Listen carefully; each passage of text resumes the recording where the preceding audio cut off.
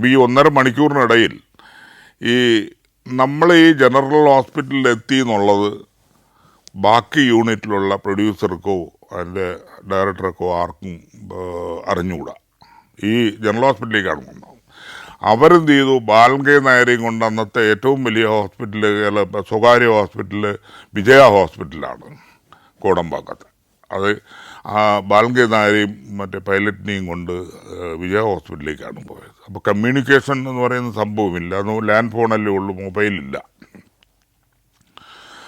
എന്നിട്ട് ഞാനിത് ആരെ അറിയിക്കണം, എന്തറിയിക്കണം എന്നുള്ളതിൻ്റെ ഒരു വല്ലാത്ത വിഷമസന്ധിയിൽ ഈ കോയിൻ ഫോണേ ഉള്ളൂ ആ ജനറൽ ഹോസ്പിറ്റലിൽ. കോയിനൊക്കെ സംഘടിപ്പിച്ചിട്ട് എനിക്ക് സാധാരണ ഞാൻ പ്രൊഡക്ഷൻ എക്സിക്യൂട്ടീവ് ആയതുകൊണ്ട് ഏതാണ്ട് 500 നമ്പർ എപ്പോഴും എൻ്റെ മെമ്മറിയിൽ നിൽക്കും. എപ്പോഴും നമ്മൾ വർക്കിൻ്റെ ഭാഗമായി ഉപയോഗിക്കുന്നു, ആർട്ടിസ്റ്റ് അല്ലെങ്കിൽ അങ്ങനെയുള്ളവരുടെ 500 നമ്പരെങ്കിലും മിനിമം എനിക്ക്. ഞാനന്ന് ഡയറി ഒന്നും കൊണ്ട് നടക്കാറില്ല. പക്ഷേ ഇത് ഈ ഒരു അവസ്ഥയിലെല്ലാം മറന്നുപോയ സ്ഥിതിയിലായിരുന്നു. പക്ഷെ എങ്ങനെ ഒരു നമ്പർ ഓർമ്മ വന്നു. അതായത് എല്ലാ മലയാള സിനിമയും റെക്കോർഡ് ചെയ്യപ്പെടുന്നത് AVM തിയേറ്റർ എന്ന് പറഞ്ഞ ഭൂരിപക്ഷം സിനിമകളും മലയാള സിനിമകളും അവിടെയാണ് റെക്കോർഡ് ചെയ്യുന്നത്. അതിൻ്റെ നമ്പർ, സോങ് റെക്കോർഡിങ്ങും റീ റെക്കോർഡിങ്ങും എല്ലാം അവിടെയാണ്. അപ്പോൾ അതിൻ്റെ നമ്പർ എനിക്ക് അറിയാം. അങ്ങനെ പെട്ടെന്ന് ഓർമ്മ വന്നു, ആ നമ്പറിലേക്ക് വിളിച്ചു. അപ്പോൾ അവിടുത്തെ റെക്കോർഡിസ്റ്റ് എനിക്കറിയാം. മെയിൻ റെക്കോർഡിസ്റ്റ് വിശ്വനാഥൻ, അതിൻ്റെ അസിസ്റ്റൻ്റായിട്ടുള്ള ഷൺമുഖം എന്ന് പറയുന്ന ആൾ. ആ ഷൺമുഖമാണ് ഫോണെടുത്തത്. ഷൺമുഖത്തിനടുത്ത് ഞാൻ പറഞ്ഞു ഇതാണ് സംഭവം, അവിടെ ഒരു ഡയറി വെച്ചിട്ടുണ്ട്. അപ്പോൾ അതിൽ മലയാളത്തിലെ സംവിധായകരും നിർമ്മാതാക്കളുടെയും നമ്പറുകളെല്ലാം എഴുതി വെച്ചിട്ടുണ്ട്. അപ്പോൾ ആരെങ്കിലും ഇതുമായി ബന്ധപ്പെട്ട് കിട്ടുന്നവരെല്ലാം വിവരം അറിയിക്കണം എന്ന് പറഞ്ഞു. അതിനെന്താ ഞാനിപ്പോൾ എല്ലാവരും വിളിച്ചറിയിക്കാമെന്ന് പറഞ്ഞു. ഫോൺ വെച്ചു. പിന്നെ അവർ വിളിച്ചപ്പോൾ ശശികുമാർ സാറിനെ കിട്ടി. അന്ന് ത്യാഗരാജൻ മാസ്റ്ററെ കിട്ടി. അങ്ങനെ കുറേ പേരെ കിട്ടി. അവരെല്ലാവരും ഇൻഫോം ചെയ്ത് കഴിഞ്ഞിട്ട് ഞാൻ അവിടെ നിൽക്കുമ്പോഴത്തേക്ക് ഏതാണ്ട് 6-6:15 എല്ലാവരും വന്നു. അന്നത്തെ അവിടുത്തെ മലയാള ചലച്ചിത്ര പരിഷത്തിൻ്റെ നിർമ്മാതാക്കൾ, പിന്നെ ഇതുപോലെ ശശികുമാർ സാറ്, ത്യാഗരാജൻ മാസ്റ്റർ, അങ്ങനെയുള്ള ആൾക്കാരെല്ലാം 2-3 കാറുകളിലായിട്ട് ഇവിടെ വന്നിറങ്ങി. അപ്പോൾ തന്നെ ഡോക്ടർ വിളിച്ചു എന്നെ വരാൻ പറഞ്ഞു. ഞാനായിരുന്നു എല്ലാം ഒപ്പിട്ടൊക്കെ കൊടുത്ത്. അപ്പോൾ അതുകൊണ്ട് എന്നെ തന്നെയാണ് വിളിച്ചത്. ഞാൻ ചെന്നു അങ്ങോട്ട്. അപ്പം ഡോക്ടർ ഈ ഓപ്പറേഷൻ തിയേറ്ററിന് ജസ്റ്റ് വെളിയിൽ നിന്നിട്ട് അദ്ദേഹം പറഞ്ഞു, ഒരു നിവൃത്തിയുമില്ല, ഇത് നമ്മളെ തലച്ചോറ് സ്പ്ലാഷായിപ്പോയി, ഒന്നും ചെയ്യാനില്ല, ഞങ്ങൾക്ക് എന്തെങ്കിലും ചെയ്യാൻ പറ്റുമോ എന്നാണ് ഇത്രയും നേരം നോക്കിയതൊന്നും ചെയ്യാൻ പറ്റില്ല, അല്ലാത്തൊരവസ്ഥയാണ്. അപ്പം അതുകൊണ്ട് ഇനി ഏറിപ്പോയ ഒരു മിനിറ്റുകൾ മാത്രമേ ബാക്കിയുള്ളൂ. അപ്പം എല്ലാവരെയും വിവരം അറിയിച്ച് ബാക്കിയുള്ള കാര്യങ്ങൾ ചെയ്തോളൂ എന്ന് പറഞ്ഞു. അദ്ദേഹത്തിനും വളരെ വിഷമമുണ്ട്, കാരണം അദ്ദേഹം ഒരു മലയാളിയല്ലേ, അതുകൊണ്ടാണ്. അപ്പം അങ്ങനെ ഞാൻ പിന്നെ ഇറങ്ങി വന്ന് കാര്യങ്ങൾ നമ്മുടെ മറ്റാൾക്കാരെല്ലാവരും ധരിപ്പിച്ചു. അപ്പോൾ അവരെല്ലാം ബാക്കി ഉള്ള കാര്യങ്ങൾക്കായി പോയി. പിന്നെ ഞാനവിടെ വച്ചഴിച്ചു. ഈ ഇതിൽ നിന്ന് കൊണ്ടുവന്ന് ന്യൂറോ വാർഡുണ്ട്, പോസ്റ്റ് ഓപ്പറേറ്റീവ് വാർഡ്. അപ്പോൾ ആ വാർഡിലേക്ക് കൊണ്ടുവന്നു. അന്ന് ഈ നമ്മളെ ഇതിൽ ഈ ശ്വാസം ഇതിൽ കൊടുത്തിരിക്കുന്നതിൽ ഒരു ബ്ലാഡർ പോലെയുണ്ട്. അപ്പം ഇങ്ങനെ ബ്ലാഡർ വികസിക്കുകയും ചുരുങ്ങുകയും ചെയ്യുന്ന ഒരു സിസ്റ്റമായിരുന്നു. അപ്പം അങ്ങനെ ചുരുങ്ങുകയും വികസിക്കുകയൊക്കെ ചെയ്തുകൊണ്ടിരിക്കുന്നതിനടുത്ത് ഞാൻ മാത്രം, ഒരാൾ മാത്രമേ ആ വാർഡിൽ അലവ് ചെയ്തുള്ളതുകൊണ്ട് ഞാനിങ്ങനെ നോക്കി നിൽക്കുകയാണ്. ഇങ്ങനെ വികസിച്ചു ചുരുങ്ങി അതിൻ്റെ ഒരു പ്രവർത്തനം മന്ദഗതിയിലായി.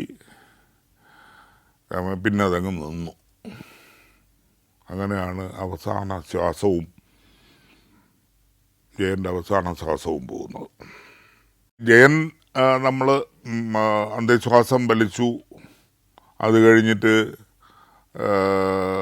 പിന്നെ അദ്ദേഹത്തെ മോർച്ചറിയിലേക്ക് മാറ്റിയതെല്ലാം വളരെ നാടകീയമായിട്ടുണ്ട്. ഒന്നാമത് എന്നെ സംബന്ധിച്ചിടത്തോളം ഒരു ആൾ എൻ്റെ മുന്നിൽ വെച്ച് ജീവിതത്തിൽ ആദ്യമായിട്ടൊന്ന് കണ്ണടയ്ക്കുന്നത് കാണുന്നതാണ്, അതിൻ്റെ ഒരു അനുഭവം ഭയങ്കരമാണ്. അതാണ് എനിക്ക് ഒരിക്കലും ഇത് മറക്കാൻ പറ്റാത്തതും ഇത് എനിക്ക് പറയാൻ കഴിയുന്നതും.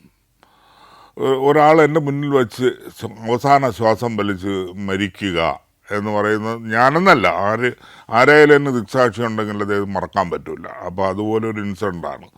അപ്പോൾ അത് കഴിഞ്ഞ് അദ്ദേഹത്തെ നമ്മൾ മോർച്ചറിയിലേക്ക് മാറ്റി. മോർച്ചറി എന്ന് പറയുന്നത് നമ്മൾ ഇന്ന് കാണുന്ന ആധുനിക സൗകര്യങ്ങളോ ഡ്രായർ തുറന്നിട്ട് വയ്ക്കുന്നത് പോലെ ആയിരുന്നില്ല അന്ന് ജനറൽ ഹോസ്പിറ്റലിലുള്ള ഒരു മോർച്ചറി എന്ന് പറയുന്നത്. നമ്മളെ ഈ ബുക്ക് ഷെൽഫ് പോലെ, ഈ ഇരുമ്പ് ബുക്ക് ഷെൽഫ് ഉണ്ടല്ലോ, ഇങ്ങനെ അടിച്ചേക്കുന്നത് പോലെ ഒരു വലിയ ഹാളിൽ ഇങ്ങനെ അടിച്ചിട്ടിട്ടുണ്ട്. അതിൽ തട്ടായിട്ടുണ്ട്, അതിൽ പുറത്ത് കിടത്തുക എന്നുള്ളതേ ഉള്ളൂ. പിന്നെ ബെഞ്ച്, ഡെസ്ക്, മേശ ഇങ്ങനെ കിട്ടിയിട്ടുണ്ട്, അതിൻ്റെ പുറത്തൊക്കെ കിടത്തുക, ബാക്കിയുള്ള തറയിൽ. അപ്പോൾ ഇത് കൊണ്ട് കിടത്താൻ പോകുന്നത് അതിൻ്റെ ആശുപത്രിയിലുള്ള 1-2 പേരും ഞാൻ കൂടെ പോയിരുന്നു. അപ്പം അന്നാണ് ജീവിതത്തിൽ ആദ്യമായിട്ട് മോർച്ചറി എന്ന് പറയുന്ന ഒരു സംഭവം കാണുന്നത്. അതൊരു വല്ലാത്ത ഭയാനകമായ ദൃശ്യമായിരുന്നു. പിന്നെ അതിനകത്തോട്ട് കയറുമ്പോൾ ഒരു സ്മെല്ല്, അത് പിന്നെ മാസങ്ങളോളം നിന്നു എന്നുള്ളതാണ്. നമ്മുടെ ഇതിൽ പോകുന്നില്ലായിരുന്നു. അപ്പം അതിനകത്ത് കയറി അവിടെ ചെന്ന് ഒരു സ്ഥലമില്ല മേലെ വയ്ക്കാൻ. അപ്പോൾ ആ പാടെ ഒരു ബെഞ്ച് ഉള്ള ഒരു ബെഞ്ചിൽ ഞാൻ പറഞ്ഞു, ഈ ബെഞ്ച് അത് ഇപ്പോൾ സാർ കുളത്തിൽ നിന്ന് വീഴുന്ന ഒരാൾ മരിച്ചു, അത് കൊണ്ടുവന്ന് കിടത്തിയിരിക്കുകയാണ്. അപ്പം ഞാനിങ്ങനെ പോക്കറ്റിൽ ഇഷ്ടംപോലെ പൈസ ഇരിപ്പുണ്ട്, ക്യാഷ് ഇരിപ്പുണ്ട് ഡേയിൽ. അത് ഞാനിങ്ങനെ പൈസ എടുത്ത് നീട്ടിയപ്പോൾ അവൻ പറഞ്ഞു, അത് സാർ അത് എടുത്ത് താഴെ വയ്ക്കലാം, ജയൻ സാറെ മേലെ വയ്ക്കണം എന്ന് പറഞ്ഞ് അങ്ങനെ മേലെ വച്ചു. അത് മാറ്റി ഒരു ഡെസ്കിൻ്റെ മേലെ വെച്ചു, ബാക്കി കാര്യങ്ങളെല്ലാം ചെയ്തു. വെളിയിൽ വന്നപ്പോൾ കാണാം, അപ്പോഴാണ് ഈ പലരും അറിഞ്ഞുകൊണ്ട് ഓടി എത്തിയിട്ട് എല്ലാവർക്കും കാണണം. അപ്പം അങ്ങനെ കാണാൻ പറ്റുന്ന ഒരു സംഭവം അല്ല. മോർച്ചറിയിൽ വെച്ച ബോഡി വളരെ കുറച്ച് പേർക്ക്, ഞാൻ പറഞ്ഞു അവിടെ ആവശ്യപ്പെട്ടപ്പോൾ 2-3 പേർക്ക് കാണിക്കാം എന്ന് പറഞ്ഞു, ഓരോരുത്തരായിട്ട് വരണമെന്ന് പറഞ്ഞു. അങ്ങനെ മധുസാറാണ് ആദ്യം വന്നത്.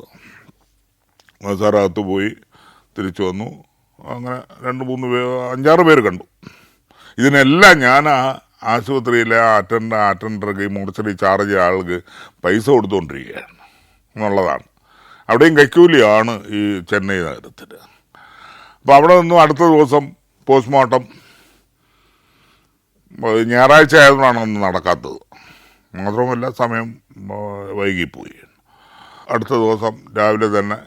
അപ്പോൾ ഇതറിഞ്ഞിട്ട് അന്നത്തെ ഭരണകൂടം, അന്നത്തെ മുഖ്യമന്ത്രി അന്തരിച്ച MG രാമചന്ദ്രൻ അവറുകളായിരുന്നു. അദ്ദേഹം ഇതറിഞ്ഞിട്ട് വേണ്ട സൗകര്യങ്ങളെല്ലാം, വേണ്ട കാര്യങ്ങളെല്ലാം ചെയ്തു കൊടുക്കാനായിട്ടുള്ള അതിൻ്റെ ബന്ധപ്പെട്ട ഉദ്യോഗസ്ഥരെ വിളിച്ച് ചുമതലപ്പെടുത്തിയിരുന്നു. അപ്പോൾ അത് കാരണം ആദ്യം രാവിലെ തന്നെ 9 മണിക്ക് മുമ്പ് തന്നെ ഇത് പോസ്റ്റ്മോർട്ടം ചെയ്ത് അവരെ ഏൽപ്പിക്കണം എന്നുള്ള ഇൻസ്ട്രക്ഷൻ ഉണ്ടായിരുന്നു.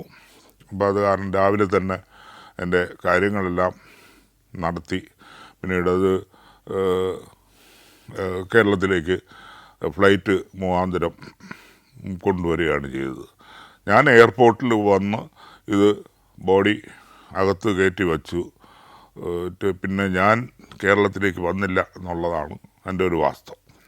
ജയൻ്റെ കൂടെ തന്നെ ഈ മരണം സഞ്ചരിച്ചുകൊണ്ടേയിരുന്നു എന്നുള്ളതാണ് നാം മനസ്സിലാക്കുന്നത്. കാരണം വളരെ റിസ്കിയായ പല സംഭവങ്ങളിലും അദ്ദേഹം മരണത്തിൽ നിന്ന് രക്ഷപ്പെട്ടിട്ടുണ്ട്, പല സിനിമകളിൽ നിന്നും. ഏറ്റവും അവസാനം ഈ സിനിമ ഷൂട്ട് ചെയ്യുന്നതിൻ്റെ തലേ ദിവസം ഞാൻ അദ്ദേഹം കേരളത്തിലെ ഷൂട്ടിങ് കഴിഞ്ഞ് ചെന്നൈയിൽ വന്നു എന്ന് നേരത്തെ പറഞ്ഞില്ലേ. അദ്ദേഹം ഇവിടെ കേരളത്തിൽ വെച്ച് ഷൂട്ട് ചെയ്ത ഒരു സ്ഥലത്ത് ആനയുമായിട്ടുള്ള ഒരു കൊമ്പിൽ പിടിച്ച് തൂങ്ങുന്ന ഒരു സീക്വൻസിലാണ് അഭിനയിച്ചത്. അവിടെ നിന്നും കഷ്ടിച്ചാണ് അദ്ദേഹം രക്ഷപ്പെട്ടത് ആനയുടെ ആക്രമണത്തിൽ നിന്നും. അപ്പോഴ് രക്ഷപ്പെട്ടു. വീണ്ടും ഇതേ റിസ്ക്. നമ്മൾ ഈ ജയൻ്റെ അടുത്ത് എനിക്ക് ഡ്യൂപ്പ് വേണ്ട, ഞാൻ തന്നെ ഇതെല്ലാം ചെയ്തോളാം എന്ന് പറയുമ്പോഴും നമ്മൾ വളരെയധികം എല്ലാവരും പറയും, ഞാനടക്കമുള്ള ആൾക്കാരെല്ലാം പറയും വേണ്ട, നമുക്ക് ഡ്യൂപ്പ്, ഇതിന് വേണ്ടിയിട്ടാണ് ഈ ഡ്യൂപ്പ് ഉള്ളത്. അവരെല്ലാം ഇത് പ്രാക്ടീസ് ചെയ്ത ആൾക്കാരാണ്. അപ്പോൾ അവരെ ഏൽപ്പിക്കാൻ നമുക്കെന്ന് പറയുമ്പോൾ ഇല്ല ഞാൻ തന്നെ ചെയ്യണം. അപ്പം അദ്ദേഹം മാത്രവുമല്ല, ഇത് 3 ക്യാമറയിൽ 3 ഷോട്ട് 3 പ്രാവശ്യം എടുത്തതാണ്. 3 ടേക്ക് എന്നൊക്കെയാണെന്ന് പറയുന്നത്. 3 ടേക്ക് എടുത്തതാണ്. ഏതാണ്ട് 2500-3000 അടി ക്രാങ്ക് ചെയ്തതാണ്. അന്ന് ഫിലിമായിരുന്നല്ലോ. ക്രാങ്ക് ചെയ്ത് റെഡിയാണ്. അങ്ങനെ ഹെലികോപ്റ്ററെല്ലാം നിർത്തി, ഈ ഷോട്ട് കഴിഞ്ഞു നിർത്തി. ഡയറക്ടർ പറഞ്ഞാൽ അതിന് നമുക്ക് ബ്രേക്ക് ചെയ്യാൻ, നമുക്ക് 2:30 സമയം, എല്ലാവരും വിശന്നിരിക്കുകയായിരിക്കും, നമുക്ക് ബ്രേക്ക് ചെയ്യാം എന്ന് പറഞ്ഞതും ജയന അപ്പുറത്തുനിന്ന് ഓടി വന്ന് പറഞ്ഞു, സാർ ഒരു പ്രാവശ്യം കൂടി എടുക്കണം, എനിക്കില്ലെങ്കിൽ അത് സാറ്റിസ്ഫൈ ആയില്ല. അല്ല, അപ്പം സുന്ദരൻ സാർ, എൻ്റെ ഡയറക്ടർ സുന്ദരൻ സാർ പറഞ്ഞു, മിസ്റ്റർ ജയൻ, ഇത് വളരെ നന്നായിട്ടുണ്ട്, എല്ലാ ഭംഗിയായിട്ടുണ്ട്, നമുക്ക് ആവശ്യമുള്ള മെറ്റീരിയൽസ് എല്ലാം കിട്ടിയിട്ടുണ്ട്. നമുക്ക് സിനിമയിൽ ഉപയോഗിക്കാൻ പോകുന്ന ഏറി വന്ന ഒരു 400-500 ഫീറ്റാണ് ഫിലിമാണ് ഉപയോഗിക്കാൻ പോകുന്നത്. അതിനാണ് നമ്മൾ ഈ 3000 അടി എടുത്തിരിക്കുന്നത്. എല്ലാ ആംഗിളിലും നമ്മളത് എടുത്തിട്ടുണ്ട്, വളരെ നന്നായിട്ടുണ്ട്, ഇനി അതിൻ്റെ ആവശ്യമില്ല എന്ന് പറഞ്ഞപ്പോൾ അദ്ദേഹത്തിന് അത് പോരാ, ഒന്നുകൂടെ എടുത്തേ പറ്റുമെന്ന് വളരെ സ്നേഹത്തോടുകൂടി നിർബന്ധം. ഞാനടക്കം പറഞ്ഞു വേണ്ട എന്ന്. അത് കേട്ടില്ല അദ്ദേഹം, വേണമെന്ന് പറഞ്ഞ് നിർബന്ധിച്ചപ്പോൾ ആ നിർബന്ധത്തിന് വഴങ്ങിയാണ് വീണ്ടും ഈ സീക്വൻസ് എടുക്കാൻ അതിൻ്റെ സംവിധായകൻ നിർബന്ധിതനായത്. അതാണ് ഈ മരണത്തിലേക്ക് അടുക്കുമ്പോൾ എന്തെങ്കിലും ഒരു നിമിത്തം വേണമല്ലോ, ആ നിമിത്തമാണ് അവിടെ സംഭവിച്ചത്. ഇന്ത്യയിലെ 13 സംസ്ഥാനങ്ങളിലൂടെയുള്ള സഞ്ചാരം ഇപ്പോൾ പെൻഡ്രൈവിൽ ലഭിക്കുന്നു. ചരിത്രവും ഐതിഹ്യങ്ങളും യഥാർത്ഥ ജീവിതവും ഒത്തുചേരുന്ന ഇന്ത്യൻ കാഴ്ചകളുടെ ഈ അസുലഭ ശേഖരം സ്വന്തമാക്കാൻ 99544422 എന്ന നമ്പറിലേക്ക് ഇന്ത്യ എന്ന് SMS ചെയ്യൂ. പിന്നെ ഇതിൻ്റെ ഒരു അന്വേഷണമൊക്കെ ഉണ്ടായിരുന്നു. ഈ ഡൽഹിയിൽ നിന്ന് ഉദ്യോഗസ്ഥന്മാർ വന്നു. ഈ ഫ്ലൈറ്റ് ആക്സിഡൻ്റ് പോലെയാണല്ലോ, അത് അന്വേഷിക്കാനായിട്ട്. അതിൽ ഞാൻ, അതിൻ്റെ സംവിധായകൻ, അതിൻ്റെ നിർമ്മാതാവ് CV ഹരിഹരൻ, ഇവരെല്ലാം അവരുടെ ഓഫീസിൽ, എൻഫോഴ്സ്മെൻറ്റിൻ്റെ ഓഫീസിൽ കൊണ്ട് രാവിലെ തൊട്ട് രാത്രി വരെ ഇരുത്തി ക്വസ്റ്റ്യൻ ചെയ്തിരുന്നു. അല്ല, അത് സ്വാഭാവികമായിട്ടുമുള്ള നിയമത്തിൻ്റെ വഴികളാണ്. കാരണം ഇതിലെന്തെങ്കിലും മാൾ പ്രാക്ടീസ് നടന്നിട്ടുണ്ടോ എന്ന് അറിയാൻ വേണ്ടിയിട്ടുള്ളതായിരിക്കാം. അപ്പോൾ അതെല്ലാം കഴിഞ്ഞു. അവർ കൊണ്ടുപോയി അതിൻ്റെ ഫുട്ടേജ് അവർക്ക് കോപ്പി വേണമെന്ന് പറഞ്ഞു. അതിൻ്റെ നമ്മൾ നേരത്തെ എടുത്തതിൻ്റെ സംഭവങ്ങളെല്ലാം അതെല്ലാം കൊടുത്തു. അവർക്ക് ആ ഫിലിമെല്ലാം കൊണ്ട് അവർ പോയി. പിന്നെ റിപ്പോർട്ട് വന്നു പറഞ്ഞു, ഒക്കെ ഒന്നുമില്ല, അത് സ്വാഭാവികമാണെന്ന് അവർ തീരുമാനിച്ചു. അതൊക്കെ വന്നു. ഇതൊക്കെ കഴിഞ്ഞു. ഈ ആക്ച്വലി ഹെലികോപ്റ്റർ കേടായെന്ന് വെച്ചാൽ ഇതിൻ്റെ പ്രൊപ്പല്ലറെല്ലാം പീസായി. കത്തിച്ച് അതിൻ്റെ മുൻഭാഗം വലിയ ഡാമേജ് ഇല്ലാതെ രക്ഷപ്പെട്ടു എന്നുള്ളത്. പിന്നെ അവർ തന്നെ ഒരുപാട് ഇതാണ്. അപ്പോൾ ഇതെല്ലാം കഴിഞ്ഞ് നമ്മൾ വളരെ വിഷമത്തിലിരിക്കുന്ന സന്ദർഭത്തിലാണ് ബോംബെയിൽ നിന്ന് നോട്ടീസ് വരുന്നത്, ഈ കമ്പനിയിൽ നിന്ന് അവർക്ക് നഷ്ടപരിഹാരം വേണം ഇത്ര ലക്ഷം രൂപ. അപ്പം അത് കൊടുത്തില്ലെങ്കിൽ അവർക്ക് നിയമപരമായി ബാക്കി കാര്യങ്ങൾ ചെയ്യുമെന്നും ഭീഷണിപ്പെടുത്തിക്കൊണ്ടാണ്. പിന്നെ വീണ്ടും ഞങ്ങൾക്ക് പോകേണ്ടി വന്നു. ഞങ്ങളെല്ലാവരും പോയി അവിടെയുള്ള നമുക്കറിയുന്ന അദ്ദേഹത്തിന് നിർമ്മാതാവിനറിയുന്ന ആളിനെയൊക്കെ കൊണ്ട് സംസാരിപ്പിച്ചൊരു ചെറിയ തുകയിൽ ഞങ്ങൾ അത് തീർത്തു.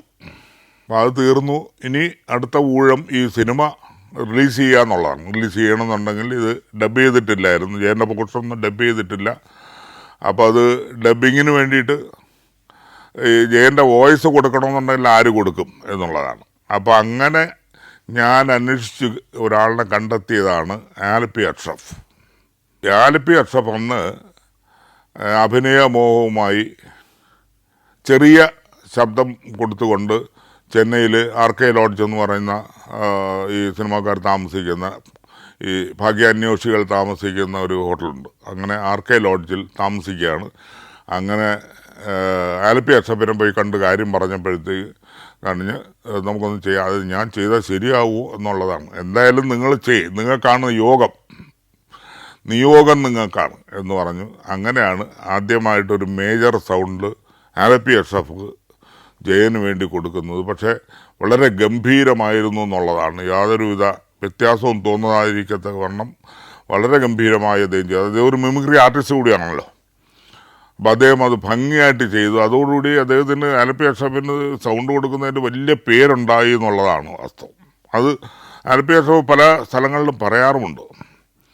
അങ്ങനെ ആലപ്പി അഷ്റഫിൻ്റെ സൗണ്ടാണ് ജയന് കൊടുത്തത്. പിന്നെ ബാക്കിയെല്ലാം തീർത്തു.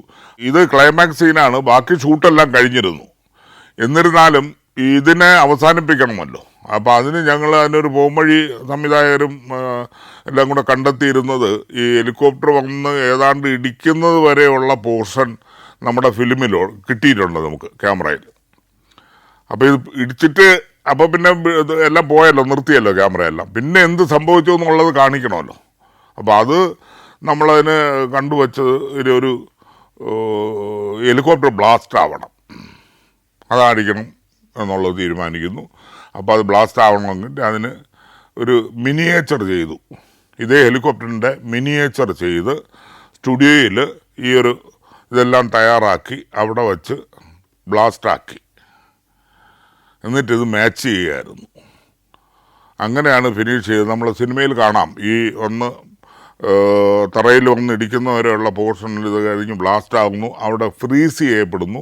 ആ ഫ്രീസിൽ പറയുന്നുണ്ട് ഇവിടെയാണ് ജയൻ്റെ ഈ അവസാനത്തെ ഇത് എന്നൊക്കെയുള്ള ഒരു വോയിസ് ഓവർ കൊടുക്കുന്നുണ്ട്. അങ്ങനെയാണത് സംഭവിച്ചത്.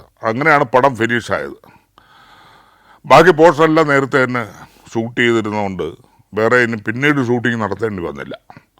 അപ്പോൾ ആ മിനിയേച്ചർ പോർഷനെല്ലാം ഷൂട്ട് ചെയ്തത് ആക്ച്വലി അന്നത്തെ ഏറ്റവും വലിയ മാസ്റ്റർ ക്യാമറാമാനായ വിൻസെൻ്റ് മാസ്റ്ററാണ്. വിൻസെൻ്റ് അസിസ്റ്റൻ്റാണ് ഈ PN സുന്ദരം എന്ന് പറയുന്ന ആൾ. അപ്പോൾ അതുകൊണ്ട് തന്നെ അദ്ദേഹം ഗുരുവിനെ കൊണ്ടുവന്നിട്ടാണ് അത് മാച്ച് ചെയ്യത്തക്ക രീതിയിൽ ചെയ്തതും. അത് കഴിഞ്ഞ് എഡിറ്റിങ്ങിൽ കൂടി വിൻസെൻ്റ് മാസ്റ്റർ ഒപ്പം ഇരുന്നിട്ടാണ് അത് മാച്ച് ചെയ്യാത്ത വിധത്തിൽ എഡിറ്റ് ചെയ്ത് റെഡിയാക്കിയത് തന്നെ. അപ്പം അങ്ങനെ പടം റിലീസ് ചെയ്യപ്പെട്ടു. വളരെ വലിയ കളക്ഷനായിരുന്നു സിനിമയെ സംബന്ധിച്ചോളം. കോളിളക്കം എന്ന സിനിമ ആക്ച്വലി അന്നത്തെ കാലത്ത് ഒരു മൾട്ടി സ്റ്റാർ ഫിലിമായിരുന്നു. കാരണം അത്രയും ആർട്ടിസ്റ്റുകളുണ്ട്. സോമൻ, സുകുമാരൻ, ജയൻ, MN നമ്പ്യാർ, മധു, KR വിജയ, സുമലത, ബാലൻ K നായർ, KP ഉമ്മർ എന്നൊക്കെയുള്ള ഇത്രയും വലിയൊരു താരനിര. ഇന്നത്തെ കാലത്ത് മമ്മൂട്ടി, മോഹൻലാൽ അങ്ങനെയുള്ള എല്ലാവരും കൂടെ ചേർന്നാലൊരു സിനിമയില്ലേ, അതുപോലെ ആയിരുന്നു ഈ കോളിളക്കം എന്ന് പറയുന്ന സിനിമ. ഈ കോളിളക്കം ആക്ച്വലി റീമേക്കാണ്. 1962 ഇറങ്ങിയ വക്ത് എന്ന ബൽരാജ് സാഹിനി അഭിനയിച്ച ഒരു ഹിന്ദി സിനിമയുടെ പതിപ്പാണ്, റീമേക്കാണ് ഈ കോളിളക്കം എന്ന് പറയുന്ന ഒരു ചിത്രം ഉണ്ടാകുന്നത്. അവിടെ നിന്നാണ് ഉണ്ടാകുന്നത്. പകരം ഇതിൽ തന്നെ ഒരുപാട് റിസ്കി ഫാക്ടറുണ്ട്. അതായത് ഒരു മഴയും പ്രകൃതി ദുരന്തത്തിലെ ഈ ഫാമിലിയിൽപ്പെട്ട ആൾക്കാർ പല സ്ഥലങ്ങളിലായി പോകുന്ന, ഒരു വീട് നഷ്ടപ്പെടുന്നു, പല സ്ഥലങ്ങളിലായി പോകുന്നു. പിന്നീട് വലുതായതിനു ശേഷമാണ് ഓരോരുത്തരായിട്ട് ഒന്നിക്കുന്നത് എന്നുള്ളത്. അതെല്ലാം ഷൂട്ട് ചെയ്യുന്നതിൽ വളരെയധികം റിസ്ക് എടുത്താണ് ഇത് ചെയ്തിട്ടുള്ളത്. ഒരുപാട് സംഭവങ്ങൾ ചെയ്തതാണ് ഇതിനകത്ത്. ഈ കൊള്ളക്കം എന്ന് പറഞ്ഞ സിനിമയ്ക്ക് നമ്മൾ തുടങ്ങുമ്പോൾ തന്നെ ബഡ്ജറ്റ് ഇട്ടിരുന്നത് 22 ലക്ഷം രൂപയാണ്. അന്ന് സ്വാഭാവികമായി ഇത്രയും ബഡ്ജറ്റ് ഇല്ല എങ്കിലും ഇതിൽ ഉൾപ്പെട്ട മൾട്ടി സ്റ്റാർ ലെവലിൽപ്പെട്ട ആർട്ടിസ്റ്റുകൾ കൂടുതലുള്ളത് കൊണ്ടും കൂടുതൽ ദിവസം ചിത്രീകരിക്കേണ്ടി വരുന്നതിനാലും കുറച്ച് കൂടുതൽ ബഡ്ജറ്റ് വേണ്ടി വന്നു. അങ്ങനെയാണ് 22 രൂപയാണ്, നമ്മൾ 22 ലക്ഷം രൂപയാണ് ഇതിനു വേണ്ടി ബഡ്ജറ്റ് ഇട്ടിരുന്നത്. പക്ഷേ ഇത് റിലീസ് ചെയ്തപ്പോഴത്തേക്ക് ഉള്ള ബഡ്ജറ്റ് 28 ലക്ഷം രൂപയായി. അതിനിരട്ടിയും അതിൻ്റെ 2 ഇരട്ടിയും 3 ഇരട്ടിയും ഒക്കെ കളക്ഷൻ ഉണ്ടായി, അത് വേറെ കാര്യം. പക്ഷെ അന്നത്തെ ഏറ്റവും കോസ്റ്റ്ലി പടമെന്ന് വേണമെങ്കിൽ വിശേഷിപ്പിക്കാം ഈ സിനിമയെ. അന്നൊക്കെ മറ്റേ ആർട്ടിസ്റ്റുകൾക്ക് ശരിക്കും പറഞ്ഞാൽ 1 ലക്ഷം 2 ലക്ഷം 50,000 ഒക്കെ ഉള്ളൂ ഓരോ ആർട്ടിസ്റ്റുകൾക്ക്. മസാറൊക്കെ 1 ലക്ഷത്തിന് താഴെയാണ് മേടിക്കുന്നത് അന്നത്തെ കാലത്ത്. പക്ഷേ അതിൻ്റെ ഷൂട്ടിങ്ങിനും മറ്റാവശ്യങ്ങൾക്കും ഒരുപാട് ദിവസങ്ങൾ ഷൂട്ട് ചെയ്യേണ്ടി വന്നതിന് അതിന് ചിലവാക്കണമല്ലോ, അതിനുകൊണ്ടാണ് ഈ ബഡ്ജറ്റ് ഉണ്ടായത്. പിന്നെ ഈ ഇൻസിഡൻ്റ് ഉണ്ടായതിനു ശേഷമാണ് ഒരു 6 ലക്ഷം രൂപയുടെ ഒരു ഡിഫറൻസ് വന്നത്. അങ്ങനെയാണ് 28 ലക്ഷം രൂപ ഈ സിനിമയ്ക്ക് ചിലവാക്കേണ്ടി വന്നു. ഈ സിനിമയ്ക്ക് മൊത്തം ഷൂട്ടിംഗ് ദിവസങ്ങൾ ഏതാണ്ട് 50 ദിവസത്തിന് മേലെ പോയി. കാരണം അന്നത്തെ കാലത്ത് ഒരു സിനിമയുടെ ഷൂട്ടിംഗ് എന്ന് പറഞ്ഞാൽ 20 ദിവസം 25 ദിവസം മാക്സിമം പോയാൽ 30 ദിവസമാണ്. 30 ദിവസത്തിനുള്ള ഒരു സിനിമ ഷൂട്ടിംഗ് കഴിഞ്ഞിരിക്കും. അത് 3-ാമത്തെ മാസം 90-ാം ദിവസം പടം റിലീസും ചെയ്തിരിക്കും. അങ്ങനെയാണ് മലയാള സിനിമ പടുണ്ടായത്. 2-ാമത്തെ മാസം റിലീസ് ചെയ്ത സിനിമകളുണ്ട്. ഷൂട്ട് ചെയ്ത് 60 ദിവസത്തിൻ്റെ അന്ന് റിലീസ് ചെയ്ത സിനിമകളുണ്ട് ഇവിടെ മലയാളത്തിൽ. പക്ഷേ ഇതിന് 3 മാസം, ഇതിന് ഈ പറയുന്ന പോലെ 50-55 ദിവസം ഷൂട്ടുണ്ടായിരുന്നു. അപ്പോൾ അത് കാരണം നമുക്ക് ഒരു 4 മാസം 5 മാസം ടൈം ഇട്ടിരുന്നു റിലീസിന്. പക്ഷെ ഈ ഇൻസിഡൻറ്റ് നടന്നുകൊണ്ട് 1 മാസം കൂടെ വീണ്ടും വൈകി ആണ് റിലീസ് ചെയ്തത്. പിൽക്കാലത്ത് ഈ ജയനെ കൊന്നതാണ്, ജയൻ്റെ കൊന്നതിൽ എൻ്റെ പിന്നിൽ പ്രവർത്തിച്ച പ്രേം നസീറാണ്. ഇങ്ങനെയൊക്കെയുള്ള ഒരുപാട് കഥകൾ പിന്നാമ്പുറത്ത് കേട്ടിട്ടുണ്ടായിരുന്നു. ഞാനും കേട്ടതാണ്. അത് ഈ ചില ഫിലിം മാഗസീനുകളിൽ അത് അച്ചടിച്ചും വന്നിട്ടുണ്ട്. പിന്നെ ഒരു ദിവസം ഒരു കിംവന്തി കേൾക്കുന്നതെന്ന് വെച്ചാൽ അദ്ദേഹം അമേരിക്കയിൽ ജീവിച്ചിരിപ്പുണ്ടെന്നാണ്. സാംബശിവനോടൊരു കഥാപ്രസംഗത്തിന് പോയിട്ട് തിരിച്ചു വന്നപ്പോൾ അദ്ദേഹം അവിടെ വെച്ച് കണ്ടിരുന്നു എന്ന് പറയുന്നു. ഇങ്ങനെയുള്ള ഓരോ പ്രചരണങ്ങൾ വരെ ഇവിടെ ഉണ്ടായിരുന്നു. ഇപ്പം എന്തിന് അദ്ദേഹത്തിൻ്റെ മകനെന്ന് അവകാശപ്പെട്ടുകൊണ്ട് നടക്കുന്ന ഒരാൾ ഇപ്പോൾ ഈ കാലഘട്ടത്തിലുണ്ട്. ഈ ഗണ്ണ് കൊണ്ടുവന്ന് സമയത്തിന് ഷോർട്ട് സമയത്തെടുത്ത് കൊടുത്തു, ബുള്ളറ്റൊക്കെ വച്ച് കൊടുത്തു. ഇത് ഷോട്ട് ക്യാമറ ഓടി നായകന് മറ്റേ വില്ലൻ ഇത് അടിച്ചപ്പോൾ പൊട്ടിയില്ല, ഇങ്ങനെ ആക്കി പൊട്ടിയില്ല. അപ്പോൾ അത് ദേഷ്യം വന്ന് ക്യാമറ ഇത് ചെയ്തു, കട്ട് പറഞ്ഞു കൊണ്ടുവന്ന് എന്താണെന്നും പറഞ്ഞിട്ട് എന്നെ എന്തോ ചീത്ത വിളിച്ചു തെലുങ്കിൽ. എന്നിട്ട് പിന്നെ ഞാനത് വീണ്ടും വാങ്ങിച്ചിട്ട് ഞാനും മാറി നോക്കിയപ്പോൾ ഇദ്ദേഹം പൊട്ടുന്നുണ്ട്. അപ്പുറത്തോട്ട് മാറ്റി അടിച്ചപ്പോഴത്തേക്ക് ഞാൻ സാറ് പൊട്ടുന്നുണ്ട് പറഞ്ഞ് വേറൊരു ബുള്ളറ്റ് ഇട്ട് കൊടുത്ത് അത് വെച്ചടിച്ച്. എന്തിനു പറയണേ, അവർ വിളിക്കുമ്പോൾ വർക്ക് ചെയ്യുന്നില്ല ആ സംഭവം. അപ്പോൾ അങ്ങനെ അവർ ദേഷ്യപ്പെട്ട് എന്നെ എന്തോ ചീത്ത വിളിക്കുകയൊക്കെ ചെയ്തു. ഞാൻ പറഞ്ഞു ഞാൻ ഇനി നിൽക്കുന്നില്ല എന്ന് പറഞ്ഞ് ഞാൻ കണ്ണു കൊടുത്ത് ഞാൻ പിടിപ്പോയി.